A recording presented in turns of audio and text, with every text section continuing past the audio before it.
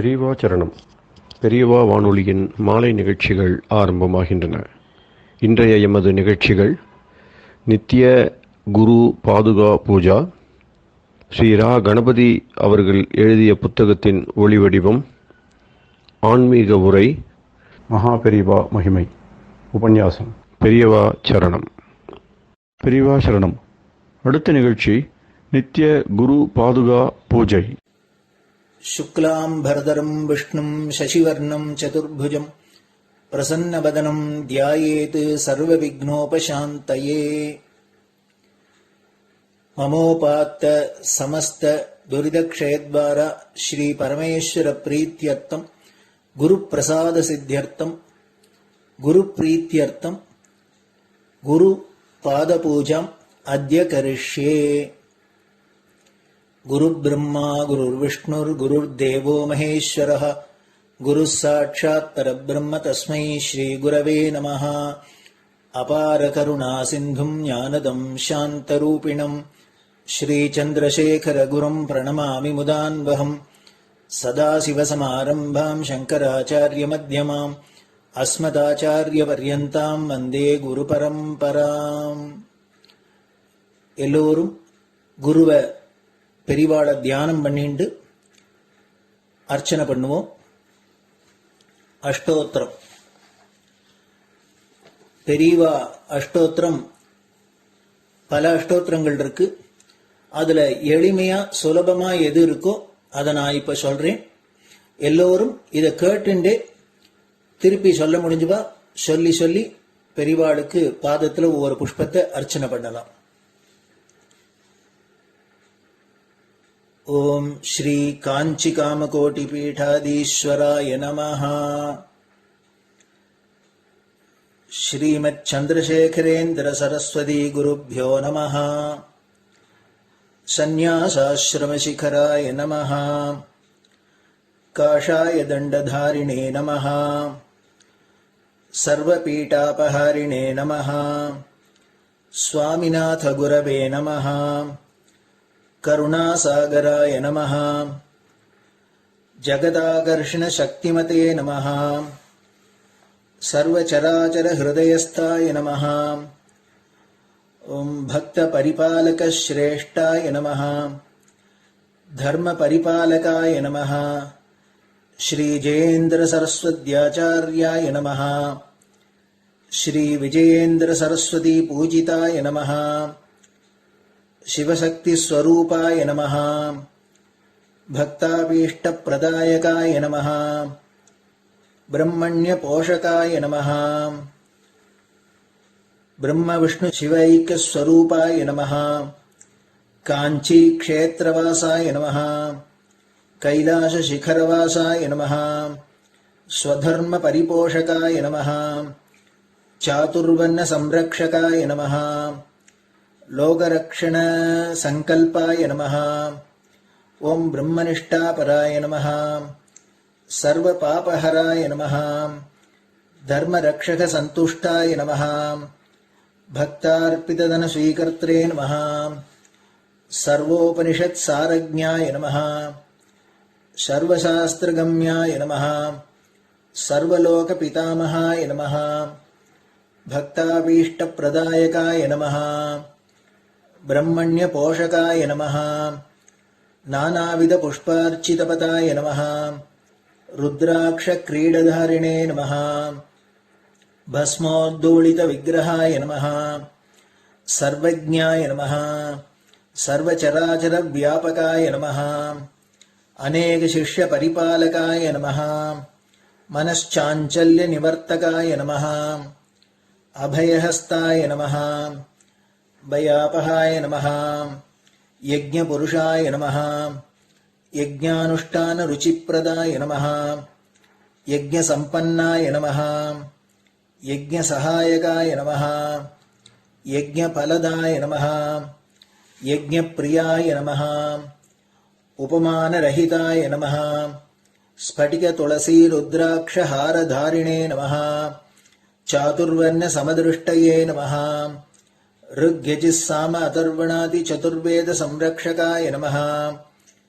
दक्षिणामूर्तिस्वरूपाय नमः जाग्रत् स्वप्न सुषुप्ति अवस्थातीताय नमः कोटिसूर्यतुल्य तेजोमय शरीराय नमः साधुसंग संरक्षकाय नमः अश्वगज गोपूजा निर्वर्तकाय नमः गुरुपादुक पूजा तुरंतराय नमः कनकाभिषिक्ताय नमः स्वर्ण बिल्वदल पूजिताय नमः सर्वजीव मोक्षदाय नमः मूकवाक्तान निपुणाय नमः नेत्र दीक्षादानाय नमः द्वादशलिंग स्थापकाय नमः गान रसप्रियाय नमः ब्रह्मज्ञानोपदेशकाय नमः सकलकलासिद्धिताय नमः चातुर्वण्य पूजिताय नमः अनेकभाषा संभाषण कोविताय नमः अष्टसिद्धिप्रदायकाय नमः ओम श्री शारदामठ सुस्थिताय नमः नित्यान्नदान सुप्रीताय नमः प्रार्थना मात्र सुलभाय नमः पादयात्रा प्रियाय नमः नानाविध मतपंडिताय नमः श्रुति स्मृति पुराणज्ञाय नमः देव यक्ष किन्नर किंपुरुष पूज्याय नमः श्रवणानंदकर कीर्तये नमः दर्शनानंदाय नमः अद्वैतानंदभरिताय नमः अव्याच करुणामूर्तये नमः शैव वैष्णवादिमान्याय नमः श्री शंकराचार्याय नमः दंडकमंडलोहस्ताय नमः वीणा मृदंग सकलवाद्यनाथस्वरूपाय नमः रामकथा रसिकाय नमः वेद वेदांग आगमादि सकलकला सतस्प्रवर्तकाय नमः हृदय गुहाशयाय नमः शतरुद्रीय वर्णितस्वरूपाय नमः केदारेश्वरनाथाय नमः अविद्यानाशकाय नमः निष्कामकर्मोपदेशकाय नमः लघुभक्तिमार्गोपदेशकाय नमः लिंगस्वरूपाय नमः सालग्रामसूक्ष्मस्वरूपाय नमः कालड्यां शङ्करकीर्तिस्तम्भनिर्माणकर्त्रे नमः जितेन्द्रियाय नमः शरणागतवत्सलाय नमः श्रीशैलशिखरवासाय नमः डमरुकनादविनोदाय नमः वृषभारूढाय नमः दुर्मदनाशकाय नमः आभिचारिकदोषहर्त्रे नमः मिताहाराय नमः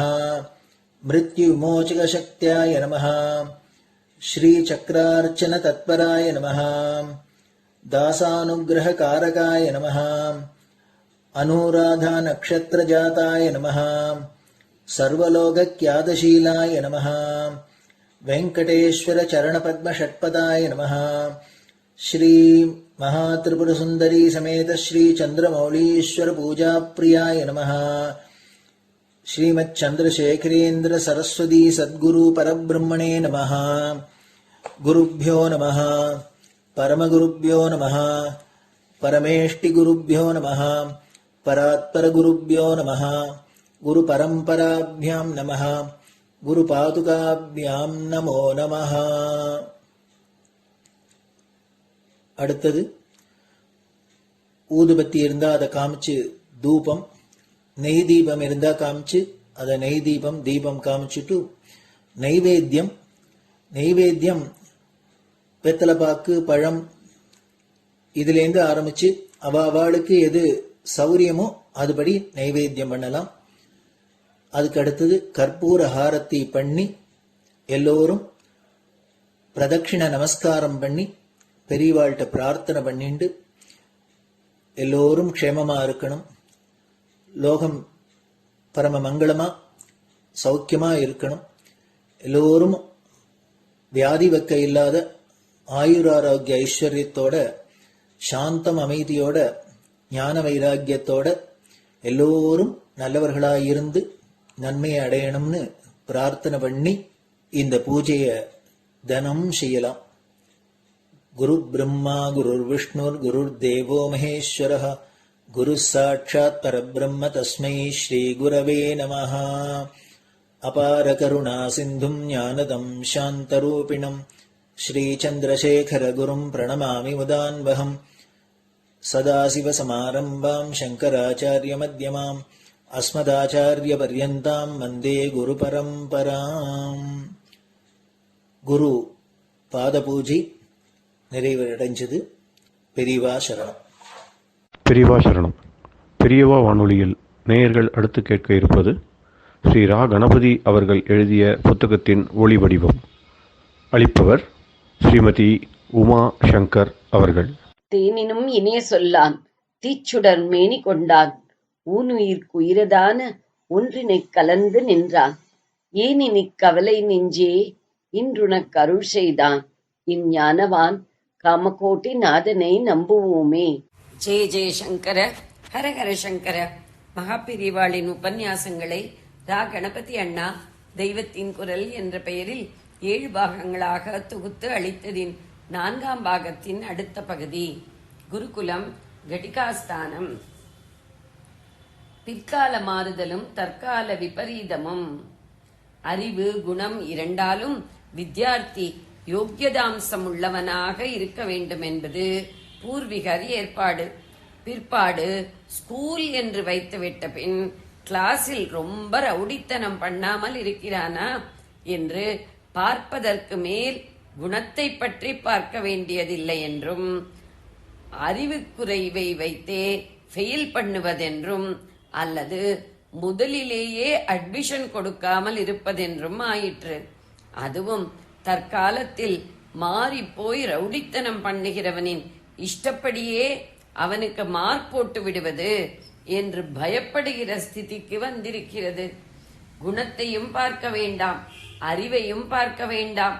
எலெக்ஷனில் ஓட் வாங்க யாருடைய ஆதரவு தேவையாயிருக்கிறதோ அந்த வர்க்கத்தைச் சேர்ந்த பசங்களாயிருந்து விட்டால் போதும், அது ஒன்றுதான் யோக்கியதாம்சம் என்று ஆகியிருக்கிறது.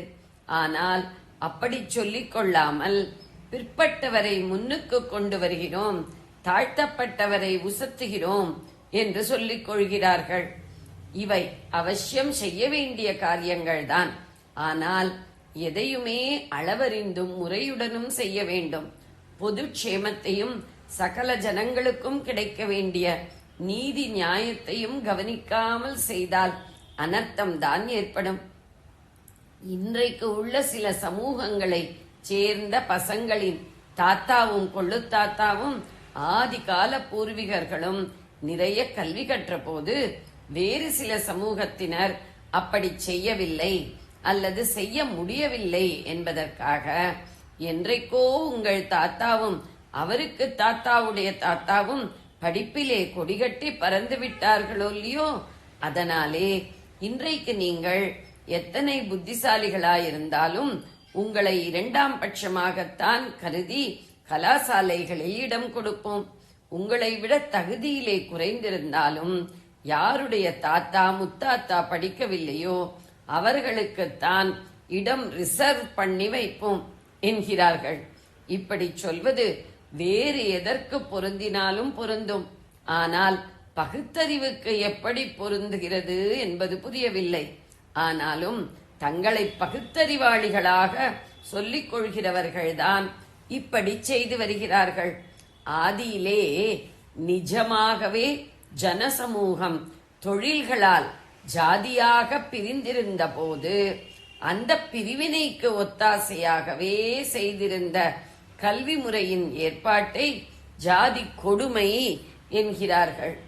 இன்றைக்கு தாங்கள் அறிவு தகுதியை விட ஜாதிதான் முக்கியம் என்று ஏகத்தாராக ரிசர்வ் செய்து அதைவிட ஜாதி கொடுமையாக இருந்த போதிலும் இதை முற்போக்கு, சமநீதி, பகுத்தறிவாளர் கொள்கை என்றெல்லாம் சொல்வது ஆச்சரியமாயிருக்கிறது. பின்னால் இருப்பவரை முன்னால் கொண்டு போவதை யாரும் ஆட்சேபிக்கவில்லை. அதற்காக முன்னால் இருப்பவர்களில் தாங்களாகவே முன்னேறக்கூடியவர்களையும் பின்னாலே தள்ளி வைப்போம் என்பதற்குத்தான் ஆட்சேபம். பசிக்கிறவனுக்கு சாதம் போடட்டும், அதற்காக சாப்பிட்டு கொண்டிருக்கிறவனின் வயிற்றில் அடிக்க வேண்டியதில்லை. சமதர்மம், அபேதம் என்ற பரம உத்தமமான தத்துவங்கள் இப்போது விபரீதமான நடைமுறைக்கு வந்து கொண்டிருப்பதில் ஒரு அம்சம்தான் இதுவும். ஜாதிகள் போக வேண்டும் என்பவர்களே தங்களுடைய கல்வி உத்தியோக கொள்கைகளால் ஜாதிகளை ஆழமாக அழுத்தமாக முத்திரை போட்டு கெட்டிப்பது இந்த விபரீதத்தில் பெரிய விசித்திரம்.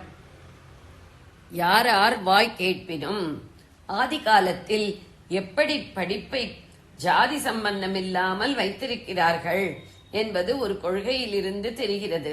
கல்வியை, அதாவது விஷய ஞானம் பெறுவதை அந்த பூர்வ காலத்தில் எவ்வளவு பெரிதாக மதித்திருக்கிறார்கள் என்பதும் இதிலிருந்து தெரிகிறது.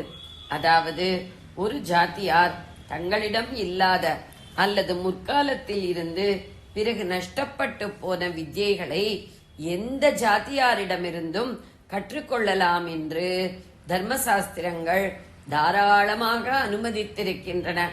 நல்ல வித்யை ஒன்றையோ அல்லது உயர்ந்த தர்ம பண்பு ஒன்றையோ அல்லது ரொம்பவும் உத்தமமான கன்னிகை ஒருத்தியையோ எந்த ஜாதியாரிடமிருந்தும் பெற்றுக்கொள்ளலாம் என்று மனுவே சொல்லி இருக்கிறார்.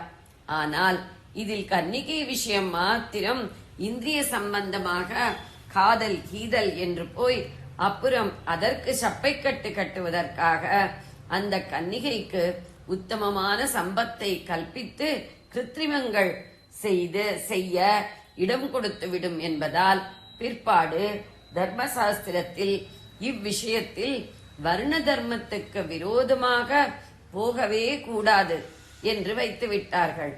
ஆனால் தர்மம், வித்யை, அதாவது அறம், அறிவு இரண்டையும் பிராமணன் கூட அப்ராமணரிடமிருந்து கேட்டு பெற்றுக் கொள்ளலாம் என்று சொல்லி இருக்கிறார்கள்.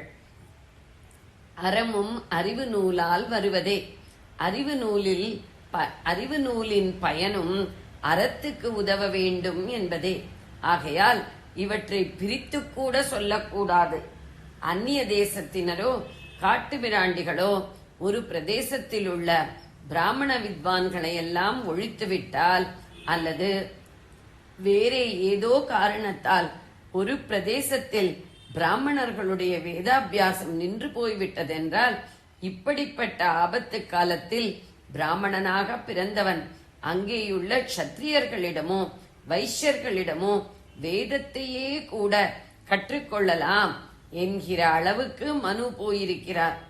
எப்பொருள் யார் யார் வாய் கேட்பினும் அப்பொருள் மெய்ப்பொருள் காண்பது அறிவு என்று திருக்குறளில் சொல்லி இருக்கிறது.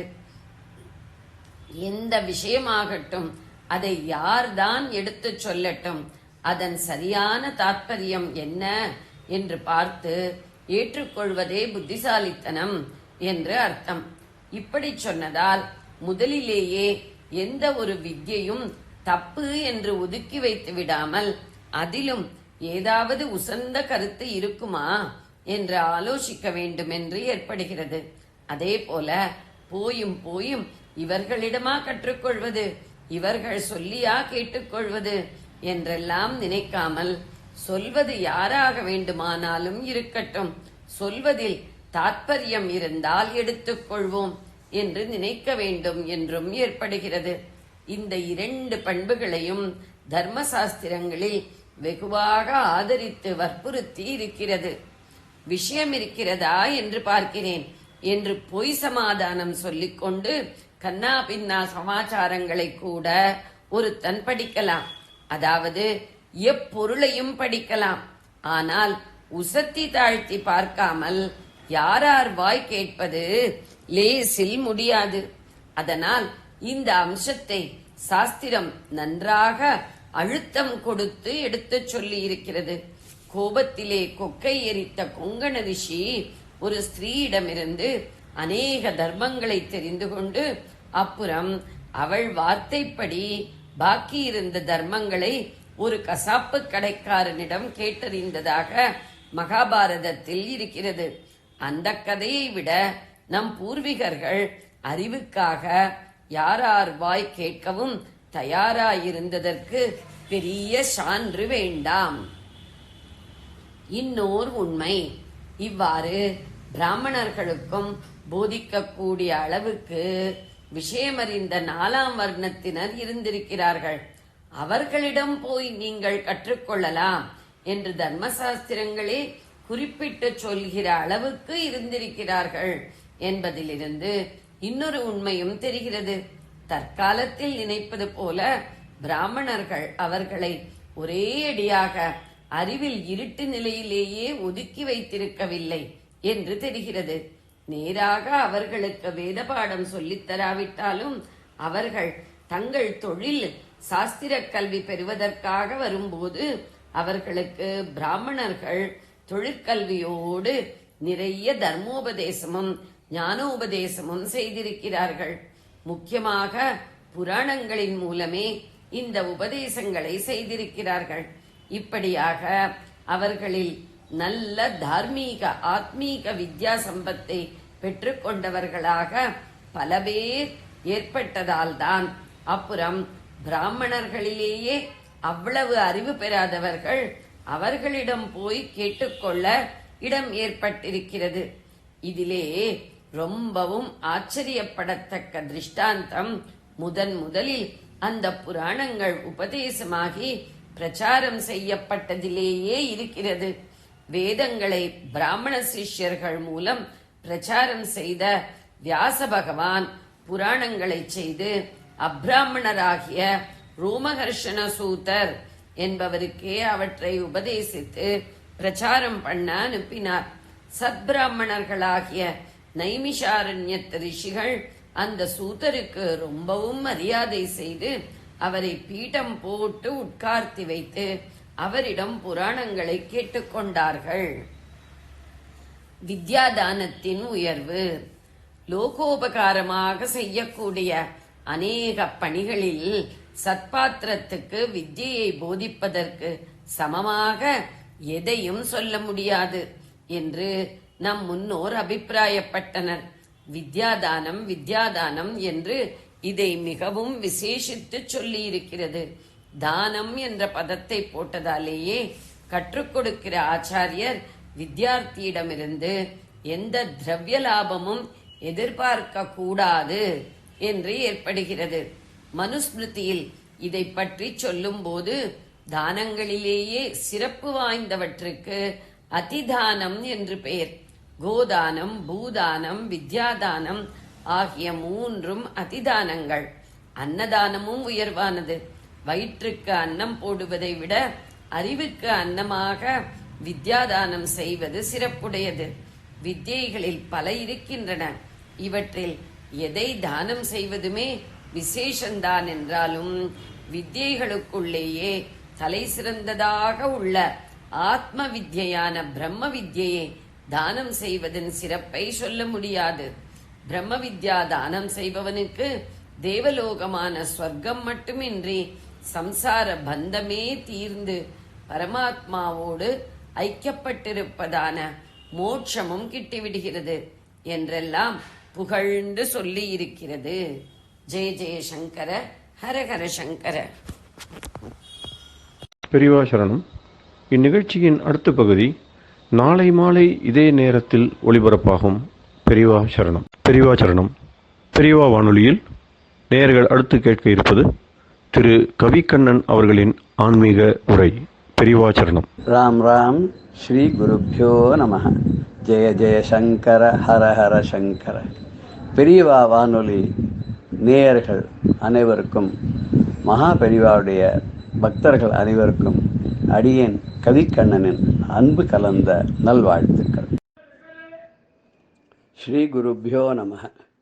ஜெய ஜெய சங்கர, ஹர ஹர சங்கர.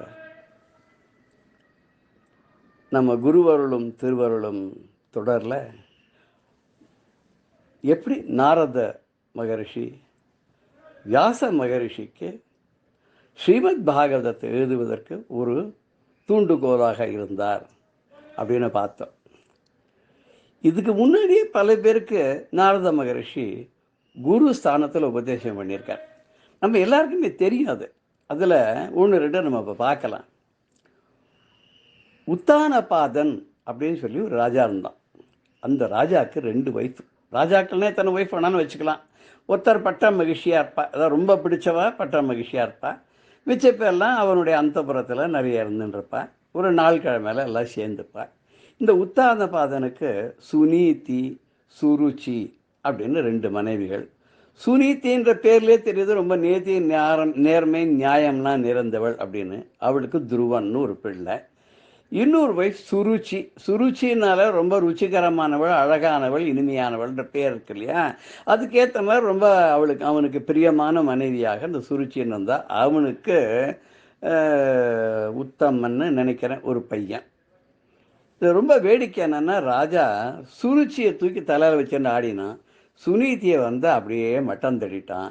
இது அட்வான்டேஜாக எடுத்துட்ட இளைய மனைவி என்ன பண்ணான்னா, சுனீதியை ஒரு வேலைக்காரி மாதிரி ட்ரீட் பண்ணி ஒரு சாதாரண ஒரு வீட்டில் தங்க வச்சு அவள் பிள்ளையும் அவளையும் தனியாகவே வச்சு அந்த குழந்தைய பாவம் அப்பா கிட்ட கூட நெருங்க முடியாத மாதிரி பண்ணிவிட்டான். ஒரு நாளைக்கு இந்த துருவன் என்ன பண்ணான்னா, இப்படி ஏதோ விளையாட்டா அரண்மனைக்கு போயிருக்கான். அங்கே இருக்கிறவங்க யாரும் தடுக்கலை. ஏன்னா மூத்த ராணியான சுனீதியோட பிள்ளை இல்லையா துருவன், பார்க்கறதுக்கு தேஜஸ்வியா அழகாக சமத்தா ரொம்ப சூட்டிக்காக இருந்ததுனால எல்லாரும் உள்ளே விட்டுட்டா. இவன் போனான். அவன் பார்க்குறான், அங்கே அப்பாவோட மடியில் சித்தியோட பிள்ளை உட்காந்துட்டு விளையாடின்னு இருக்கான்.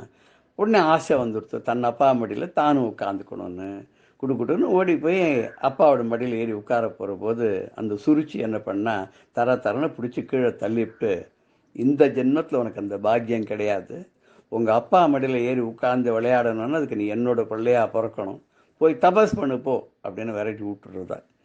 இந்த குழந்தை பண்ண அழுதுண்டே நேராக அம்மா கிட்ட வருது. சுனீதிக்கிட்ட வந்து நடந்ததெல்லாம் சொல்லி அழறது. 5 வயசு குழந்தை என்ன பண்ணும் பாவம். உடனே அம்மா சொல்கிறா, உங்கள் சித்தி சொன்னது கரெக்டு தான்டாப்பா குழந்தை, உங்கள் அப்பா மடியில் உட்காந்து விளையாடணும்னா அதுக்கு நீ புண்ணியம் பண்ணலை, என் பிள்ளையா பிறந்துட்டியே, அடுத்த ஜென்மத்திலையா நீ வந்து அவளுக்கு பிள்ளையா பிறந்தேன்னு உனக்கு அப்பா மடியில் விளையாடக்கூடிய பாக்கியம் கிடைக்கலாம் அப்படின்னு சொன்ன உடனே இந்த குழந்தை நம்ம எடுத்து டக்கு டக்குன்னு கிளம்பிடுத்து. நான் போய் சுவாமியை குறித்து தபஸ் பண்ணுறேன்னு போயிட்டே இருக்கு. தபசுன்னு என்னன்னு தெரியாது, என்ன ஜபம் பண்ணோமா எது பண்ணோம் ஒன்றுமே தெரியாத 5 வயசு குழந்தை துருவன் கிளம்பிடுத்து. போகிற வழியில் பாதியில் நாரத மகரிஷி குறுக்க வர. நாரத மகரிஷியை பார்த்தோன்னா அவர் யாருன்னு கூட எனக்கு தெரியாது. அவர் நிறுத்துறாரு, குழந்தை எங்கேப்பா போகிறேன் அப்படின்னு. நான் தபஸ் பண்ண போகிறேன். என்ன தபஸ் பண்ண போகிறேன்? எனக்கு எங்கள் அப்பா மடியில் உட்காந்துக்கணும், அதுக்கு தபஸ் பண்ணாதான் எனக்கு அந்த பாக்கியம் அடுத்த ஜென்மத்தில் கிடைக்கும்னு எங்கள் சித்தி சொல்லிட்டா. அதனால் நீ யாரு? நான் உத்தானபாதனுடைய பிள்ளை, நான் வந்து எங்கள் அம்மாட்ட பர்மிஷன் வந்து தபாஸ் பண்ண போகிறேன். நீங்கள் யார்? நான் வந்து என்னை நாரதர்னு சொல்லுவாப்பா. உனக்கு இந்த வயசில் எதுக்குப்பா தபாசு, இதெல்லாம் ஒன்றும் வேண்டாம். நான் உன்னை கூட்டின்னு போய் உங்கள் அப்பாட்ட சேர்த்து விடுறேன், உங்கள் சித்திக்கிட்டலாம் நான் சொல்கிறேன். உனக்கு அப்பா மடியில் தானே உட்காரணும், விளையாடணும், உனக்கு அவரோட பிள்ளை அந்த பிள்ளைக்கு கிடைச்ச பாக்கியம் உனக்கு கிடைக்கணும், அவ்வளோதானே. அதை நானே உனக்கு பண்ணித்தரேன் வாயேன்னு கூப்பிட்டா, இந்த பிள்ளை அதுக்கெல்லாம் ஒன்றும் மசியலை. எனக்கு நான் தபாஸ் பண்ணி சுவாமியை பார்த்து வரம் வாங்கி எங்கள் அப்பா மடியில் உட்காந்துக்கணும். உங்களுக்கு தெரிஞ்சதுன்னா எனக்கு ஏதாவது மந்திரம் சொல்லிக் கொடுங்க. உடனே அவர் பார்த்தார். ஓம் நமோ பகவதே வாசுதேவாய சொல்லுனர். இந்த குழந்தை சொல்ல ஆரம்பிச்சிட்டு ஓம் நமோ பகவதே வாசுதேவாயன்னு சொல்லிகிட்டே போச்சு. ஒரு மரத்தடியில் உட்காண்டது. கடும் தபஸு. ஒரு மாதமும் ஒரு ஐட்டத்தை சாப்பிட்றத விட்டுட்டு நிறுத்திட்டு கடைசியில் வாயு மாத்திரம், தண்ணி கூட நிறுத்தியாச்சு. அப்புறம் கடைசி மாதம் மூச்சையும் அடக்கி தபஸ் பண்ணால் அந்த தபஸ் அக்னி ஜுவாலை உலகம் முழுக்க தயிக்க ஆரம்பிச்சுடுத்து. தேவர்கள்லாம் ஓடி போய் பிரம்மாட்ட போய் கேட்க, பிரம்மாவை அழைச்சிட்டு நேராக போய் மகாவிஷ்ணுகிட்டே போய், இந்த மாதிரி ஒரு குழந்தை இப்படி ஒரு கடும் தபஸ் பண்ணுறதே, அந்த தபஸினுடைய அக்னி எங்களாலலாம் தாங்கவே முடியலையே, நீங்கள் ஏதாவது ஒரு வழி பண்ணி அந்த குழந்தைக்கு அருள் பண்ணக்கூடாதா அப்படின்னு கேட்குறேன். கேட்ட உடனே சுவாமி என்ன பண்ணுறார், சரி பார்க்கலாம் அப்படின்னு சொல்லிட்டு நேராக கிளம்பி வர்றார் அந்த குழந்தை தபஸ் பண்ணுற இடத்துக்கு. வந்து இந்த குழந்தையோட மனசுக்குள்ளே அந்த ஸ்ரீமன் நாராயணுடைய ரூபம் நாரதர் மகரிஷி டிஸ்கிரைப் பண்ண பிரகாரம் பதிஞ்சிருக்க, அதை மறைச்சி விடுறாராம். மறைச்ச உடனே குழந்தை கண்ணை முடிச்சு பார்க்குறான். ஐயோ பெருமாள் உள்ளேருந்து காணமேன்னு. இப்போ கண்ணை முழிச்சுட்டு பார்த்தா எதற்கு பெருமாள் இருக்கார். அவர் வந்து என்ன பண்ணுறாராம், தன்னுடைய ஒரு கையால் இந்த குழந்தையோட தலையை தடவி கொடுத்து, தன் கையில் இருக்கக்கூடிய சங்குனால் அந்த குழந்தையோட கன்னத்தில் தடவி கொடுத்தோடனே அந்த குழந்தைக்கு பெரிய ஞானம்லாம் வந்து விடுது, தேஜஸ்லாம் வந்து விடுது. ரொம்ப பெரிய சிறந்த அறிவாளியாக பரிமணிக்கக்கூடிய அத்தனை பாக்கியமும் கிடைச்சிருது. அப்போ சொல்கிறார், வா என் மடியில் உட்காந்துக்கோ சொல்லி தன்னோட மடியில் உட்கார வச்சு மகாலட்சுமியோட சேர்ந்து அவனுக்கு அமுது ஊட்டி அவனுக்கு எல்லா விதமான ஞானங்களையும் அறிவும் சிறந்த முறையில் அரசாட்சி பண்ணக்கூடிய சாமர்த்தியங்கள் எல்லாத்தையும் கொடுத்து, நீ நேர போய் உங்கள் அப்பாட்ட போ, இப்போ உன்னை எல்லாரும் ஏற்றுப்பா, நீ இருந்து அதுக்கப்புறம் ஆட்சியெல்லாம் பண்ணி கடைசியில் முடிச்சப்புறம் உனக்கு அருமையான பதவி துருவ நட்சத்திரமாக நீ பரிணமிக்க போகிற, ஆண்டாண்டு காலத்துக்கு யுகத்துக்கு நீ பரிணமிக்க போகிறேன்னு ஆசீர்வாதம் பண்ணி அனுப்பிச்சாராம். இப்படிப்பட்ட ஒரு பெரிய பதவி கிடைக்கிறதுக்கு முக்கியமான காரணம் யாருன்னா, அந்த ஓம் நமோ பகவதே வாசுதேவாயங்கிற மந்திரத்தை குரு ஸ்தானத்தில் நாரத மகரிஷி அந்த துருவனுக்கு சொல்லி கொடுத்ததுனால தான் இப்போ ஏற்பட்ட ஒரு பதவி கிடைச்சிது. மகரிஷிகளுடைய வாக்கு, மகரிஷிகளுடைய அனுகிரகம் என்றைக்குமே தவறுறதே கிடையாது. நிச்சயமாக நம்மளெல்லாம் நல்வழிப்படுத்தும்.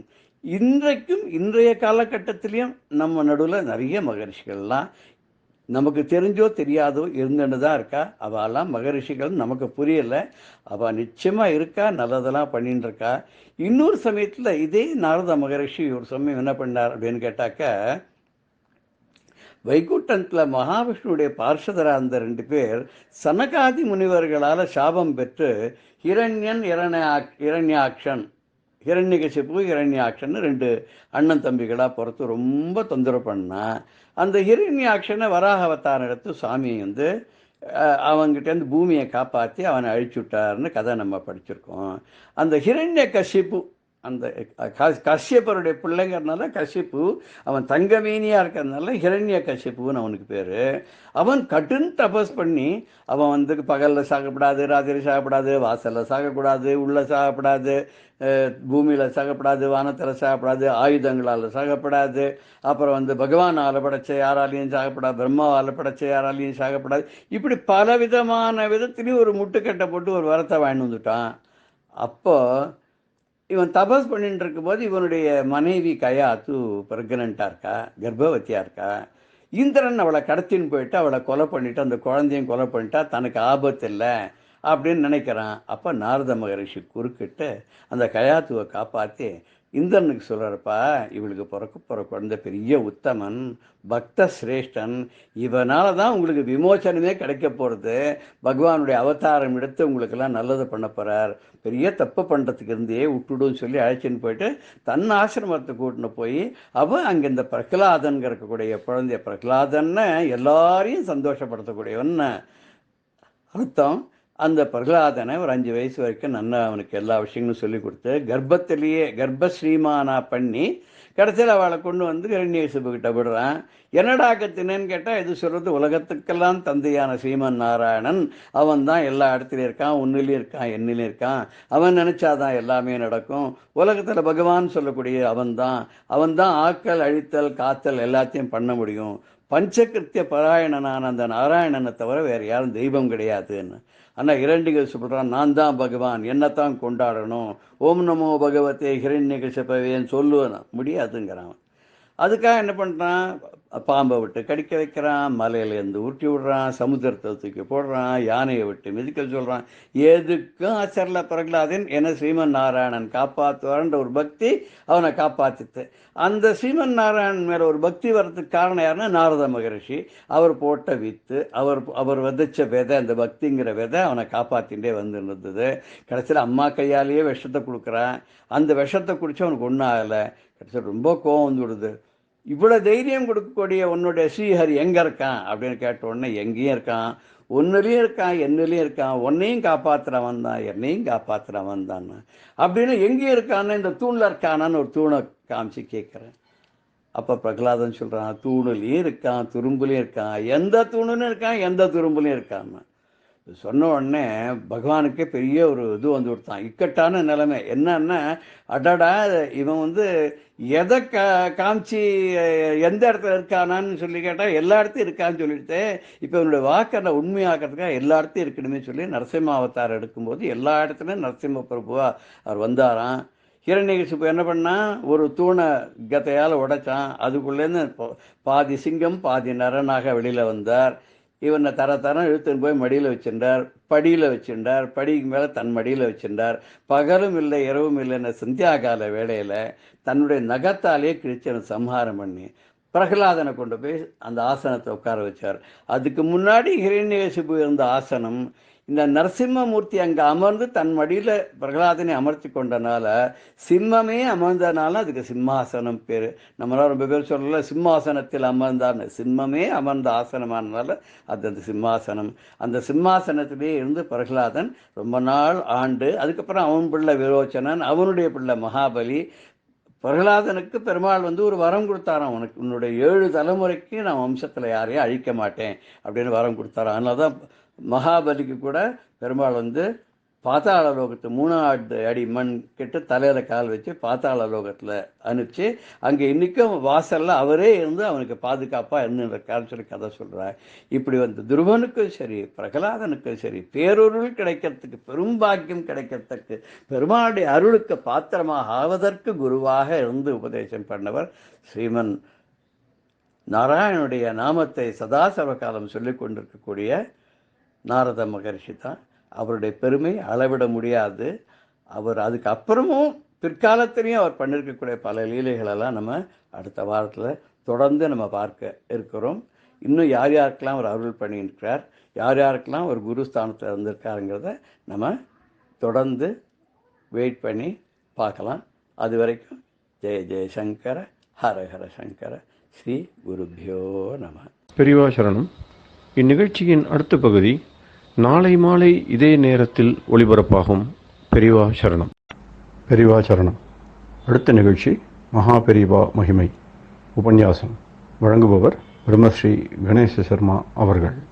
அபார கருணா சிந்தும் ஞானதம் சாந்தரூபிணம் ஸ்ரீ சந்திரசேகர குரும் பிரணமாமி முதான்வகம். 1968 வருஷம் வாக்கில் பெரியவா செகந்திராபாத்லேருந்து விஜயவாடாக்கு வரா. இந்த விஜயவாடாக்கு வரத்தையே பல ஊர்கள்லாம் பார்த்துன்னு வந்தா அப்படின்னு சொன்னோம். அப்போது இன்னொரு முக்கியமான நிகழ்ச்சி பெரியவாளோட முயற்சியினால, பெரியவாளோட அனுகிரகத்தினால் நடந்தது. என்ன அப்படின்னா, வடதேசத்தில் குருக்ஷேத்திரம் அப்படிங்கிற இடம், அங்கே தான் கீதை உபதேசம் பண்ணினது சுவாமி அர்ஜுனனுக்கு. பாரத போர் நடந்தது.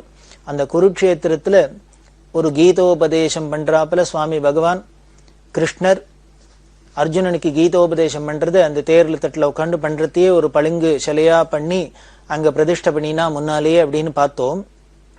அதே போல கீதா ரங்கம் அப்படிங்கிற ஒரு கட்டிடத்தை பெரியவா திறக்கணும்னு ஆசைப்பட்டு பெரியவாளோட விருப்பத்தினால அப்போ மந்திரியா இருந்தார் குல்ஷாரிலால் நந்தா அப்படிங்கிறவர். அவரோட தலைமையில குருக்ஷேத்திரத்துல இந்த 68ஆம் வருஷம் இந்த கீதாரங்க கட்டிடம் திறக்கப்பட்டது. இதோட பர்பஸ் என்ன அப்படின்னா, இந்த கீதையும் அந்த கீதையோட சாரத்தையும் அந்த தாத்பரியத்தையும் உலகம் முழுக்கலும் பரப்பணும் அப்படிங்கிறதுக்காக அதுக்கு ஒரு அமைப்பு இருக்கணும், அதுக்கு ஒரு தலைமை ஸ்தானம் இருக்கணும். அப்படிங்கிறதுனால அதே குருக்ஷேத்திரத்துல இந்த கீதாரங்க கட்டிடத்தை பெரியவா திறந்து வைக்கிறதுக்கு ஏற்பாடு பண்ணி அந்த குல்ஷாரிலால் நந்தா அதை திறந்து வச்சார். அது சிறப்பா செயல்பட்டு வருது. இன்னைக்கு உலகம் முழுக்க அந்த கீதையை பிரச்சாரம் பண்ணிட்டு வருது. அப்படிங்கிறதுக்கு காரணம் இந்த பெரியவாளோட ஒரு முயற்சி அப்படிங்கிறத நாம பார்க்கிறோம். பெரியவா அந்த கீதோபதேசம் வைக்க சொன்னதையே ஆதிசங்கரருக்கும் சந்நிதி வைக்க சொன்னா அப்படின்னு பார்த்தோம். இந்த கீதை பிறந்து இந்த குருக்ஷேத்திரம்ல அந்த மண்ணுல பூமியில அந்த சொன்னவர் உபதேசம் பண்ணினவர் ஜெகத்குரு கிருஷ்ணரான ஜெகத்குரு. அதுக்கு அதே பரமாத்மாவோட அவதாரமான ஆதிசங்கர் தான் பாஷ்யம் பண்ணினர். அதே பரமாத்மாவோட மறு அவதாரமான பெரியவா தான் அதை பிரகாசப்படுத்துறதுக்கும் நாம ஸ்மரிக்கிறதுக்கும் ஞாபகம் வச்சுக்கிறதுக்கும் காரணமாயிருக்கா. அதாவது இதுலேயும் தெரியறது, ஒரே பரம்பொருள் தான் ஒரு விஷயத்தை சொல்லவும் சொல்றது, அதை பிரச்சாரமும் பண்றது, அதை தூக்கி நிறுத்தவும் நிறுத்தது, காப்பாற்றவும் காப்பாத்துறது அப்படின்னு தெரியுது. இப்படி பல முக்கியமான தர்ம காரியங்களுக்கு பெரியவா ஒரு அவதாரம் காரணமா இருந்துக்கு அப்படின்னு நாம தெரிஞ்சுக்கிறோம். அப்போ 68ஆம் வருஷம் அகில பாரத சர்வசாகா வேத சம்மேளனம் விஜயவாடால நடந்தது அப்படிங்கிறத நாம பார்த்துன்னு வந்தோம்.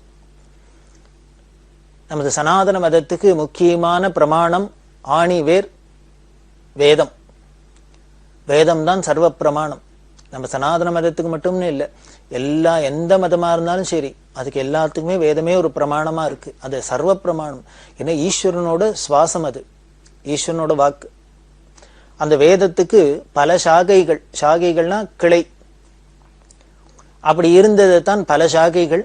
அதுல என்ன பண்ணார், கலியோட இந்த இயலாமையை உத்தேசிச்சு பகவான் வேதவியாச மகரிஷி அதை ரிக்வேதம், யஜுர்வேதம், சாமவேதம், அதர்வ வேதம்னு 4 பண்ணினர். 4 சாகைகளை பண்ணி அதுலயும் பார்த்தீங்கன்னா ரிக்வேதத்துல பல சாகைகள், எஜுர்வேதத்துல பல கிளைகள், சாமவேதத்துல பல சாகைகள், இப்படி எல்லாம் 1000க்கும் மேற்பட்ட சாகைகள்லாம் இருந்ததுன்னு நமக்கு தெரிய வருது. ஆனா இன்னைக்கு காலகட்டத்துல பார்த்தீங்கன்னா எல்லாம் குறைஞ்சு போய் ஒரு 7, 8 அல்லது 10க்குள்ள இருக்கிறாப்புல தான் சாகைகள் இருக்கு, எல்லா வேதத்தையும் 4 வேதத்தையும் சேர்த்து. அதனால இதுவானும் குறைஞ்சு போயிடாத இருக்கணும். இதை படிக்கிறதுக்கு எல்லாம் நிறைய வித்வான்கள்லாம் படிச்சு பெரிய வித்வான்கள்லாம் இதெல்லாமானும் தொடர்ந்து இருக்கணும் அப்படிங்கிற ஒரு உயர்ந்த நோக்கத்துல தான் பெரியவா அகில பாரத சர்வசாகா வேத சம்மேளனம் அப்படிங்கிறத ஒண்ணு ஏற்பாடு பண்ணினா. இது 1962ஆம் வருஷம் முதல்ல இந்த சாகா சம்மேளனம் நடக்கிறதே சர்வசாகா சம்மேளனம் டெல்லிங்கிற தலைநகரத்துல நடந்தது. அதே மாதிரி 65ஆம் வருஷம் சென்னையில நடந்தது, 66ஆம் வருஷம் திருப்பதியில நடந்தது, இப்ப 68ஆம் வருஷம் விஜயவாடால நடக்கிறது. இது 5 நாள் சம்மேளனமா நடந்தது. நாட்டுல உள்ள பல பாகங்கள்ல உள்ள அத்தனை வேத வித்துக்களும் வந்திருந்தா. சுமார் வேத பண்டிதாலே 400 பேருக்கு மேல இருந்தா. அப்படின்னா எவ்வளவு கோலாகலமா இருந்திருக்குன்னு பார்க்கலாம். அதுல பல நிகழ்ச்சிகள் எதுக்காக இதெல்லாம் பண்ணினா அப்படின்னா, இந்த வேதம் அப்படிங்கிறது இந்த பாரத தேசம் முழுக்களும் பரவி இருக்கு. ஆலமரம் மாதிரி, ஆலம் விழுது மாதிரி எல்லா இடத்துலயும் பரவி இருக்கு. இந்த வேத கலாச்சாரமும் இந்த வேதமும் எல்லா இடத்துலயும் பரவி இருக்கு. இது பல மாநிலங்களா இருக்கு. தமிழ்நாடுன்னு இருக்கு, கர்நாடகான்னு இருக்கு, ஆந்திரம்னு இருக்கு, மத்திய பிரதேசம், உத்தரப்பிரதேசம், மகாராஷ்டிரம், இப்படி பல பாகங்களா இருக்கு. இந்த பல பாகங்களையும் அந்த வேதம் எல்லாம் இருக்கா, அந்த வேத அத்தியானம் பண்ண பண்டிட்ஸ் எல்லாம் இருக்கா, படிச்சவாள் எல்லாம் இருக்கா. இவா எல்லாரும் ஒன்னா கூட்டி வச்சு இந்த எஜுர்வேதிகள் அப்படின்னாலே தமிழ்நாட்டிலயும் இருக்கா, குஜராத்லயும் இருக்கா, மகாராஷ்டிரிலயும் இருக்கா, வங்காளத்திலயும் இருக்கா, இப்படின்னு இருந்தா எல்லாரும் ஒன்னா மீட் பண்ணிட்டு ஒருத்தருக்கு ஒருத்தர் தங்களுக்குள்ள எப்படி ஒற்றுமை இருக்கு, அதுல என்னென்ன வித்தியாசங்கள் இருக்கு, இதெல்லாம் பரிமாறிண்டா ரொம்ப உபயோகமா இருக்குங்கிறதுனால்தான் சர்வசாகா சம்மேளனம் ஆரம்பிச்சு பெரியவா தொடர்ந்து நடத்தின்னு வரா.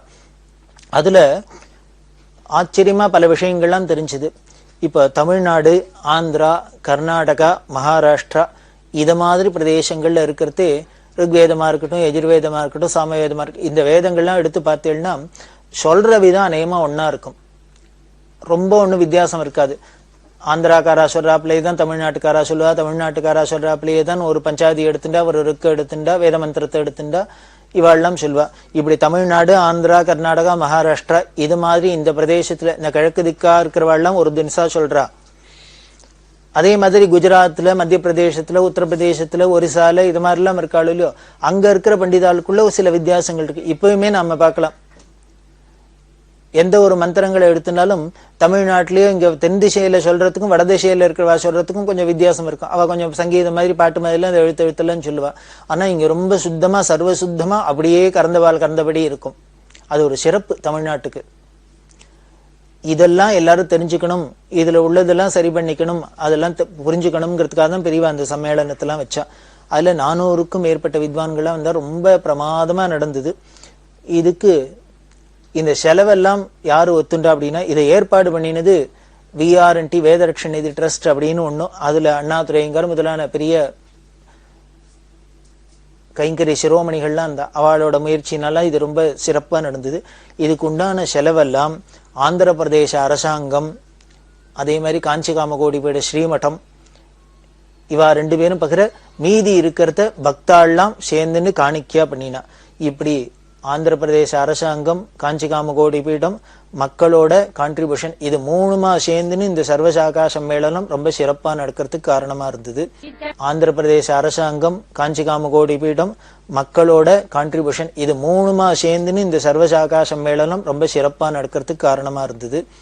அதுல முக்கியமான ஒரு நிகழ்ச்சி என்ன அப்படின்னா, இந்த சாகா சம்மேளனம் நடந்த இந்த சமயத்துல நமக்கு கீழ் திசையில ஒரு நாடு, கிழக்கு பக்கத்துல கீழ் திசை நாடுகள்ல ஒண்ணு தாய்லாந்து அப்படிங்கிற ஒண்ணு. அந்த தாய்லாந்து பௌத்த மதத்தை சேர்ந்தது. அந்த தாய்லாந்துல உள்ள அரசாங்கத்துல அபிஷியல் மதம் என்னன்னா பௌத்த மதம். அந்த பௌத்த மதமா இருந்தா கூட அரசாங்கம் அந்த ராஜாக்கு ஒரு ராஜகுரு இருந்தார். அவர் பேர் வாமதேவ முனி அப்படின்னு பேரு. அந்த ராஜகுரு ஒரு பௌத்தர் துறவி, அவர் வாமதேவ முனி அப்படின்னு பேரு. அவர் இந்தியாவுக்கு வரதா இருந்தது. அதனால பெரியவா என்ன பண்ணினா, இந்த சர்வசாகா சம்மேளனம் நடக்கிற விஜயவாடாக்கு வரணும்னு அவருக்கு விசேஷ அழைப்பு அனுப்பிச்சிருந்தா. இதை ஏத்துண்டு அந்த அரசாங்கமே பேங்காக்லேருந்து இந்த ராஜகுருவை அனுப்ப வாமதேவ முனி இந்த இந்தியாவுக்கு வந்துட்டு இந்தியாவில் பல இடங்களுக்கு போயிட்டு இந்த விஜயவாடாக்கும் வந்தார். அதுல 13ஆம் தேதி 14ஆம் தேதி 2 நாளைக்கு அந்த அக்டோபர் மாதம் 28ஆம் தேதி இந்த சர்வசாகா சம்மேளனம் நடக்கிறதே அதுல வந்து கலந்துட்டார் இந்த வாமதேவ முனி. இப்படி 400க்கும் மேற்பட்ட வித்வான்களும் அவளோட வேத கோஷங்களும் இந்த பாரம்பரியமும் அதுல உள்ள கலை நிகழ்ச்சிகளும் அதுல உள்ள உபன்யாசம் இதெல்லாம் கேட்டா ரொம்ப பிரமிச்சு போனார். அப்படியே பெரியவாள்கிட்ட வந்து ரொம்ப சந்தோஷப்பட்டு ஆச்சரியப்பட்டு சொன்னார். அதே மாதிரி டெய்லி இந்த இருந்த 2 நாளும் பல சந்தர்ப்பங்கள்ல பெரியவாளையும் புதுப்பிரிவா ஜெயேந்திர சரஸ்வாமிகளும் பல முறை சந்திச்சு பல விஷயங்கள்லாம் கருத்தெல்லாம் பரிமாறிண்டார். அதுல பல விஷயங்கள் அவர் சொன்னது ரொம்ப இன்ட்ரெஸ்டிங்கா ஆச்சரியமா இருந்தது. அவர் சொன்னார், எங்களுக்கு அஃபீஷியலா எங்க நாட்டுல மதம் பௌத்த மதமா இருந்தா கூட எங்களுக்கு கலாச்சார ரீதியா பார்த்தா ஹிந்து கலாச்சாரம் தான் அங்க ரொம்ப இருக்கும். எங்க நாட்டு ஜனங்கள்லாம் தீபாவளி கொண்டாடுறா, சங்கராந்தி கொண்டாடுறா, நாக பூஜை பண்றா, இதெல்லாம் பண்ணிட்டு இருக்கா. அதே மாதிரி புத்தருக்கு பெரிய பெரிய கோவில்லாம் கட்டியிருந்தா கூட அந்த புத்தர் கோவில்லயே பார்த்தேன்னா பக்கத்திலேயே பிள்ளையாருக்கு, விஷ்ணுவுக்கு, சிவனுக்கு இவாளுக்கெல்லாம் சந்நிதி உண்டு. அங்க கோவில்ல பூஜையெல்லாம் நடக்கிறது பார்த்தா மணிக்கணக்கா நடக்கும். மினிமம் 3 மணி நேரமானு நடக்கும். இப்படி எல்லாம் பூஜைகள்லாம் நடக்கும். இது நம்ம தமிழ்நாட்டுல இன்னும் பாரத தேசத்துல எப்படி எல்லாம் இருக்கோ இதே மாதிரியே தான் அங்கேயும் இருக்கு அப்படின்னு கலாச்சார ரீதியா 2த்துக்கும் ஒன்னும் பெரிய வித்தியாசமே இல்லை, ஒன்னாதான் இருக்கு.